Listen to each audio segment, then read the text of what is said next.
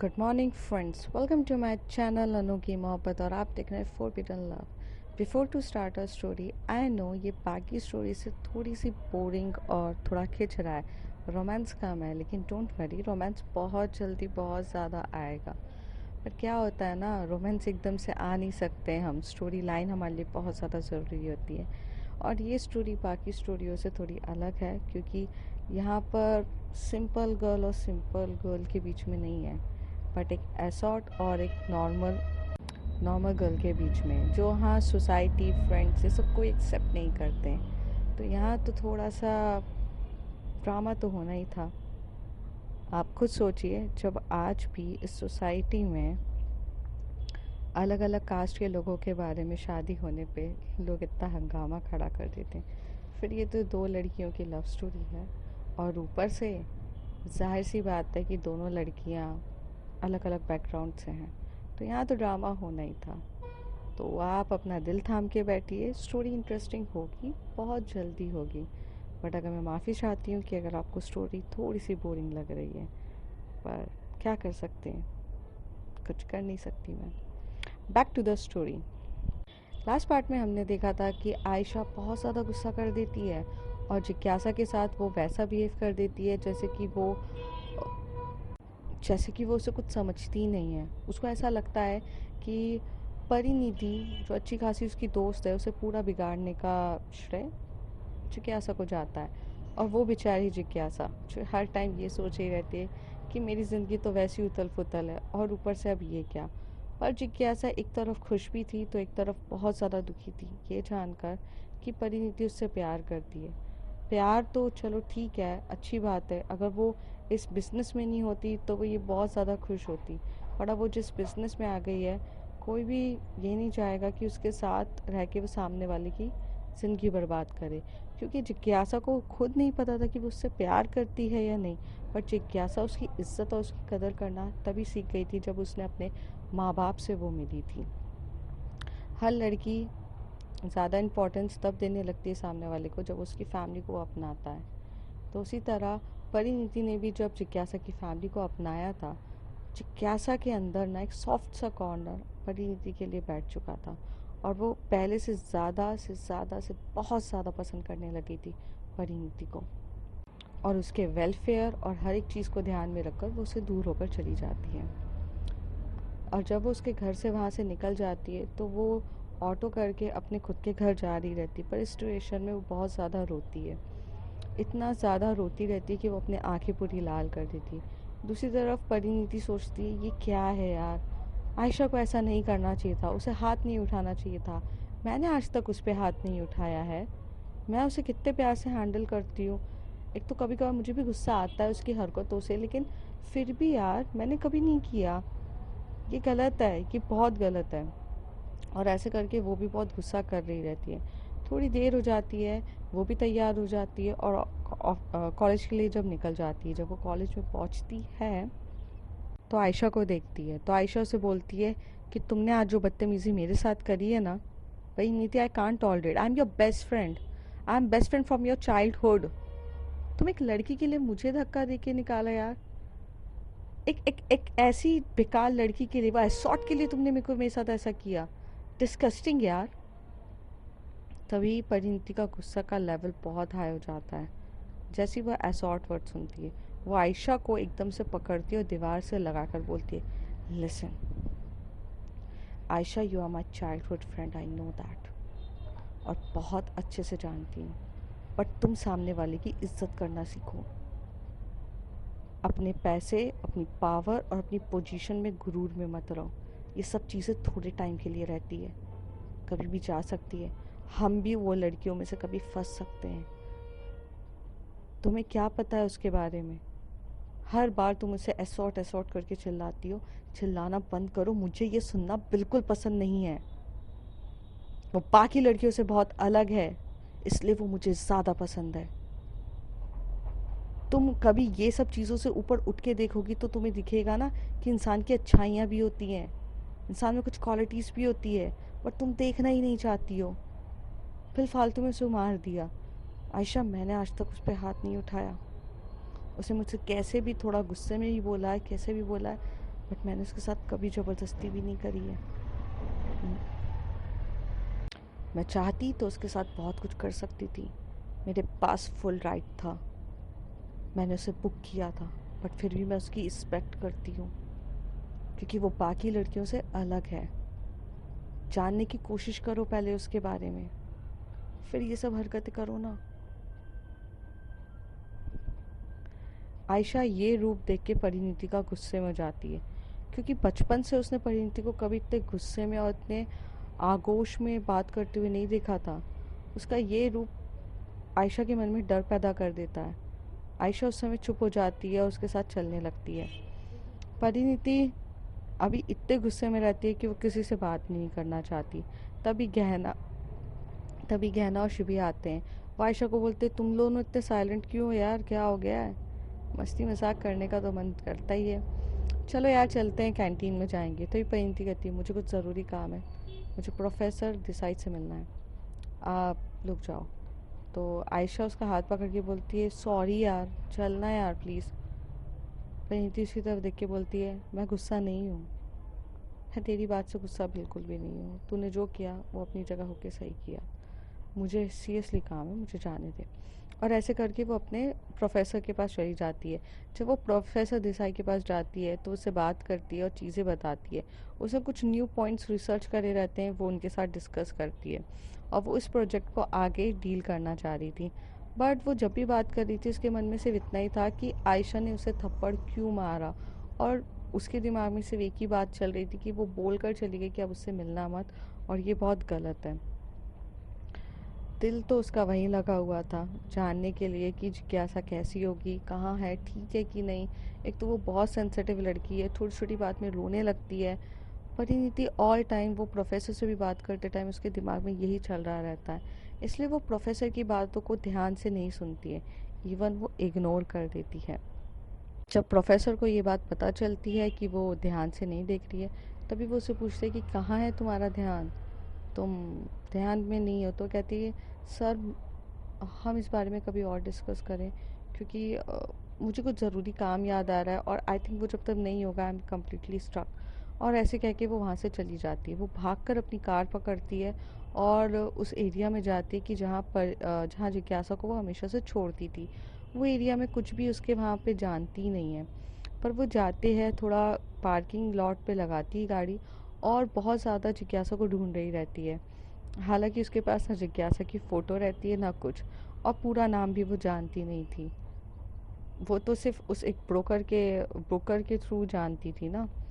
तो वो इधर उधर जाती रहती है। फिर एकदम से उसको सडनली से एक लड़की दिखती है, जो उसको पीछे से तो जिज्ञासा जैसी लगती है, आगे से पता नहीं। वो जैसी जाके आगे से उसे बोलती है, जिज्ञासा रुको, तो वो लड़की पलट के दिखती है तो वो जिज्ञासा नहीं होती है। पर वो लड़की कहती है, आप जिज्ञासा को जानते हो? तो कहती है, हाँ। आपको पता है उसका घर कहाँ है? तो कहती है, हाँ, आप ऊपर जाओ, वहाँ से लेफ़्ट की तरफ होगा।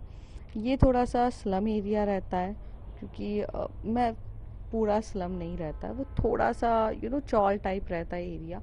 वो उधर जाती है। परिणीति फर्स्ट टाइम ऐसी जगह पे गई रहती है जो थोड़ा सा उसके लेवल के इन सब से बहुत अलग रहता है, बट आई थिंक उसके लिए मैटर नहीं करता है। उसके लिए सिर्फ ये मैटर करता था कि वो जिज्ञासा को एक बार देखे। वो जैसे ही अंदर जाती है, नॉक नॉक करती है, तो जिज्ञासा गेट खोलती है और उसको एकदम से हक कर लेती है जिज्ञासा को। परिणीति जब जिज्ञासा ये देखती है तो वो थोड़ा सा धक्का देके उससे दूर होती है, बोलती है, आप यहाँ क्या कर रही हैं? आपको पता है ना ये एरिया सही नहीं है आपके लिए, आप यहाँ क्यों आ गई हो, और आपको मेरा घर कैसे पता चला? तभी वो उसके मुंह पे अपने हाथ रख के बोलती, तुम कितने सवाल पूछती हो यार, तुम ठीक हो कि नहीं, ये जानने आई हूँ मैं। जिज्ञासा बोलती है, मैं ठीक हूँ, बट आपको इतना फ़र्क क्यों पड़ता है? तभी परिणीति बोलती है, ओह गॉड, तुम्हारे सवालों के जवाब कभी ख़त्म नहीं होते ना। मतलब मैं जब तुमसे कुछ सवाल पूछूं तो वहाँ तो तुम्हें मौन व्रत धारण करना रहता है, या तो मेरे सवाल होने से पहले ही तुम्हारा रोना शुरू हो जाता है, लेकिन अपने सवाल तुम्हारे कभी ख़त्म नहीं होते। कितना पूछोगी यार, नहीं बताना मुझे, बैठो यहाँ पर। और वो उसी गाल की तरफ देखती है तो जिसमें वो देखती है कि अभी भी निशान है। वो अपने बैग से एक ट्यूब निकालती है और उसके गालों पे लगा रही रहती है और उसको बहुत प्यार से बिठा के बोलती है, I am really sorry about Ayesha. वो थोड़ी सी यू नो कैसे समझाऊँ मैं आपको, वो थोड़ी सी ना गुस्सैली है और मुझे लेकर बहुत ज़्यादा पसेसिव है। बचपन से उसके अलावा मेरा इस दुनिया में कोई है ही नहीं। मेरे मॉम डैड मुझे जितना प्यार नहीं करते ना, उससे कई ज़्यादा आयशा मुझे प्यार करती है, और आयशा मेरे लिए बहुत इम्पोर्टेंट है। पर मैंने इसलिए उसको, उसने जब तुम्हें मारा तो मैं भी उसे मार सकती थी, बट मैं उस पर कभी हाथ नहीं उठा सकती, क्योंकि मैं जिससे प्यार करती हूँ मैं उस पर हाथ नहीं उठा सकती। तो Ayesha is a one of them, my best friend. मैं उस पर हाथ नहीं उठा सकती, बट मैं आपसे माफ़ी मांगती हूँ कि उसने जो किया वो हालांकि बहुत ज़्यादा गलत था, और मैं नहीं चाहती कि ऐसा कभी वो आपके साथ कुछ करे। सो आई एम सॉरी। जिज्ञासा ये सारी बातें सुन रही रहती है परिणीति की, और वो एकदम से उसे बोलती है, आपकी जो फ्रेंड ने किया वो गलत नहीं था। उसकी जगह कोई और होता तो वो भी करता, मुझे उस बात का बुरा नहीं लगा। पर आप क्यों नहीं समझ रहे हो? मैं वरीड हूँ आपके लिए। मुझे डर लग रहा है आपके लिए। आप मेरी लाइफ में क्यों इतना इंटरफेयर कर रहे हो, इतना ज़्यादा इंटरेस्ट दिखा के आ रहे हो? पता है मैं खुद उथल फुथल हूँ। मेरी ज़िंदगी पहले से ही ख़राब हो चुकी है। मैं ऐसे बिज़नेस में फंस गई हूँ जहाँ से मैं निकल नहीं सकती हूँ। यहाँ पर आने का रास्ता है, जाने का रास्ता नहीं है। हमारी कोई मदद नहीं करता है। आपको पता है ये जो एरिया है ना, यहाँ पे सब के सब असॉर्ट्स ही हैं, और आप यहाँ आ गए हो। मुझे डर लग रहा है, यहाँ से निकलोगे कैसे? प्लीज़ यहाँ कभी मत आना, मैं आपसे मिलने बाहर आ जाऊँगी, प्लीज़ मत आओ, ये एरिया सही नहीं है। और ऐसे कह के वो फिर रोने लगती है। वहीं थी उसकी तरफ देख के बोलती, एक तो ना तुम क्राई बेबी हो, जब देखो रोती रहती हो। ये बात बिना रोए भी कह सकती हो? चलो रोना बंद करो अपना। और वो उसके आंसू पोंछती है और कहती है, ठीक है बाबा, मैं यहाँ कभी नहीं आऊँगी, वादा करती हूँ। लेकिन ये बात बताओ कि यार तुम्हें निकालने के लिए मुझे तुम्हारी फैमिली बैकग्राउंड हर एक चीज़ जानना होगा, तो मुझे बताती क्यों नहीं हो? जिज्ञासा रोती है और बोलती है कि मुझे नहीं बताना है आपको। आपको मैं ही सबसे बड़ी बेवकूफ़ दिखूंगी। परिणीति हंस के बोलती है, वो मुझे पहले से पता है तुम बेवकूफ़ हो, और बहुत बड़ी बेवकूफ़ हो। ठीक है, तो मैं तुम्हें यहाँ जज नहीं करने वाली हूँ, और मैं जज करना भी नहीं चाहती हूँ। पर ठीक है, तभी जिज्ञासा कहती है, आप यहाँ से जाइए और आप मुझसे वादा करिए आप यहाँ कभी नहीं आओगे। और मैं तो ये चाहती हूँ कि आप मुझसे मिलो ही मत, क्योंकि आपका लेवल और मेरे लेवल में ज़मीन आसमान का फ़र्क है। हम कभी मैं आपकी तरह नहीं हो सकती हूँ और आप मेरी तरह। सो आप दूर रहो, हम नहीं है सही। प्लीज़ आप क्यों कर रहे हो? तभी परिणीति उसे एकदम से पीछे से आकर हक करती है, क्योंकि जिज्ञासा पहली उठ के चली जाती है, तो पीछे से आके उसे हक करते हुए उसके कमर पे अपने हाथ रखते हुए उसे बहुत ज़्यादा टाइटली हक करके फील करते हुए कहती है, because I love you. I don't know मुझे कब और कैसे हो गया, बट हाँ मुझे बहुत पसंद हो तुम। मुझे तुमसे प्यार तुम्हारी रूह से है, ना कि तुम्हारे जिस्म से। होंगे जो तुम्हें जिस्म से चाहते हैं, बट मैं तुम्हें रूह से चाहती हूँ।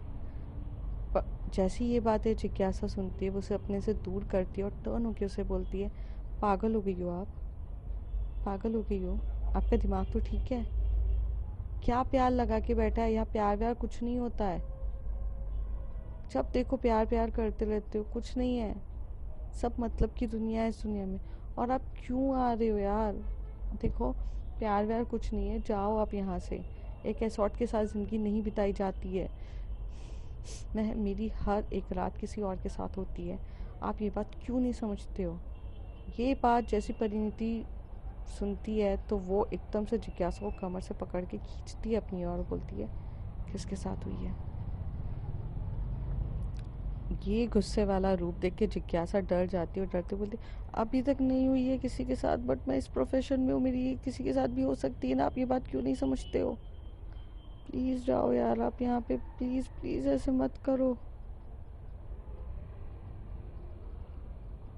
परिणीति उसे थोड़ा दूर करती है, बोलती है, मेरे लिए तुम्हारे साथ रहना पसंद है। मेरे लिए मैटर नहीं करता है कि तुम किसके साथ हो, लेकिन अब जब तुम मेरे साथ हो तो मैं तुम्हें यहाँ से बाहर निकालूंगी, ये बात ध्यान रखो। और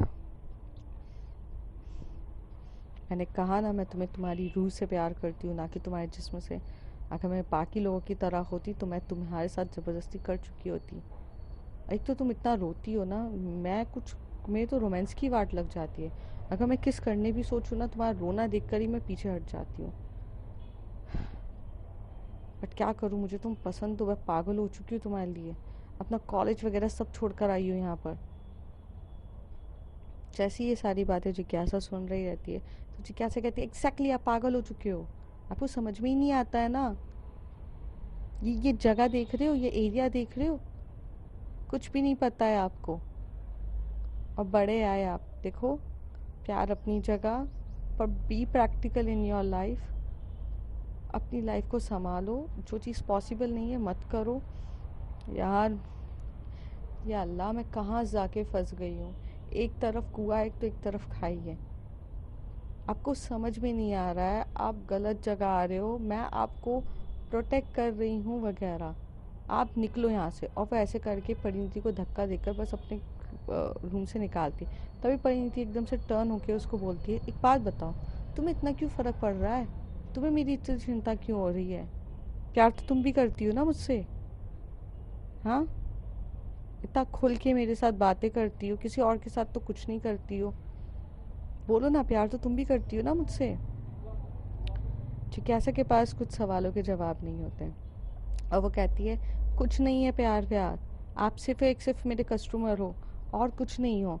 एक कस्टमर की जो डिमांड होती है वो पूरी करने के मुझे पैसे मिलते हैं। तो अगर आप सवाल पूछ रहे हो तो सवाल, अगर आप मेरे साथ कुछ और करते तो उसके लिए भी। बाकी आपकी मर्जी थी कि आपने कुछ नहीं किया। और आप उसे प्यार का नाम मत दो, मेरे साइड से कुछ प्यार व्यार नहीं है। और ऐसे करके वो धक्का निकाल के भूल जाती है और उसे बोलती है, अगली बार से कभी मत आना और मुझे यहाँ पर देखने की ज़रूरत भी नहीं है। और सुनिए, मुझे बुक भी मत करना गलती से भी, वरना आप वरना आप समझोगे नहीं, मेरे से बुरा कोई नहीं होगा। ऐसे करके बोल जाती है। परिणीति अगर जितनी ज़्यादा प्यार करती थी तो वो थोड़ी सी इगोइस्टिक भी थी, एटीट्यूड वाली भी थी, और self respect is always a top priority for her. तो इसलिए वो गुस्से में कहती थी, हाँ हाँ जाओ, नहीं बुक करने वाली, मैं तुम्हारी शक्ल भी नहीं देखूंगी, तुम मेरे पास खुद आओगी, याद रखो। और ऐसे कह के वो निकल जाती है। निकल के वो चली जाती है, कार के पास जाती है। बहुत गुस्सा हो रही रहती है, उसका गुस्से का लेवल इतना ज़्यादा हाई रहता है। और एक तरफ प्यार तो एक तरफ गुस्सा भी हाई रहता है। तो इसलिए वो डिसाइड करती है, चाहे कुछ भी हो जाए मैं इसको बुक ही नहीं करूँगी। और वो ऐसा ही करती है। दूसरी तरफ जो जिज्ञासा रहती है, अपना डोर लगाकर उसे रोना ही आ रहा रहता है। वो वहाँ बैठी रहती है और बैठ के रो रही रहती है, एक टूटा टाटा सोफ़ा जो रहता है उस पर। और बहुत रोते हुए कहती है, यार आप समझते नहीं हो यार, कहाँ फंस रहे हो, मैं सच्ची में आपकी बहुत इज्जत करती हूँ। मुझे पहली बार कोई दिल से पसंद आया है, वो है आप। लेकिन ये जालिम दुनिया हमें जीने नहीं देगी, हमारे साथ नहीं रह सकती है।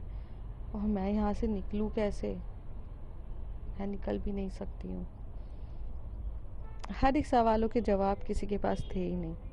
एक तरफ देखा जाए तो जिज्ञासा भी सही थी और एक तरफ देखा जाए तो परिणीति भी सही थी। बस ये तो इन दोनों के बीच के हालात थे जो एक दूसरे को एक दूसरे से दूर रख रहे थे। फिर जब परिणीति जो रहती है अपने गुस्से से अपनी गाड़ी चलाती है, अपने घर आती है, अब घर पे बैठती है, तभी उसके मॉम एंड डैड का फ़ोन आता है।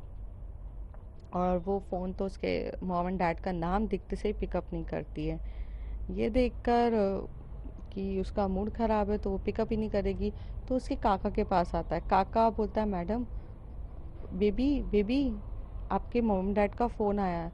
तभी परिणीति कहती, मुझे उनसे बात ही नहीं करनी, उनसे कह दीजिए, मुझे बिल्कुल बात नहीं करनी, ऐसे करके। फिर वो उसके जो मॉम एंड डैड है, जब भी परिणीति बात नहीं करती थी तो वो आयशा को फ़ोन करते थे। आयशा उनका फ़ोन पिकअप करती है और परिणीति के मॉम डैड उससे कहते हैं, बेटा परिणीति हमारा फ़ोन पे बात नहीं कर रही है, क्या हुआ है? सब कुछ ठीक तो है? कुछ चीज़ की कमी तो नहीं हो गई है? बेटा ज़रा देखो ना, वो तो हमसे बात ही नहीं करती है। मैंने बेटा फ़ोन इसलिए लगाया था कि हम इस मंथ भी नहीं आ सकते हैं, हमारी मीटिंग और इंडस्ट्रीज़ का सब कुछ इतना ज़्यादा है कि अभी हमें न्यूयॉर्क जाना पड़ेगा। तो बेटा न्यूयॉर्क के बाद हमें यहाँ से पेरिस जाना पड़ेगा। तो हमारा पूरा टूर है, हम नहीं आ सकते। क्या तुम ध्यान रखोगी परिणीति का? आयशा को एक तरफ बहुत ज़्यादा गुस्सा आ रहा रहता है उसके मॉम एंड डैड को पे। तो आयशा बोलती है हाँ अंकल, हमेशा की तो मैं ही रखती हूँ ना, मैं रख लूँगी, और ऐसे करके वो फ़ोन काट देती है। आयशा को गुस्सा इसलिए आ रहा रहता है कि अगर उसके मॉम डैड ने उसे ये सब लव दिया होता तो शायद वो आज एक ऐसी लड़की के पीछे नहीं भाग रही रहती। आयशा बहुत समझदार थी, लेकिन वो बहुत ज़्यादा प्यार भी करती थी। ये चीज़ें जानकर वो भी बहुत ज़्यादा गुस्सा होती।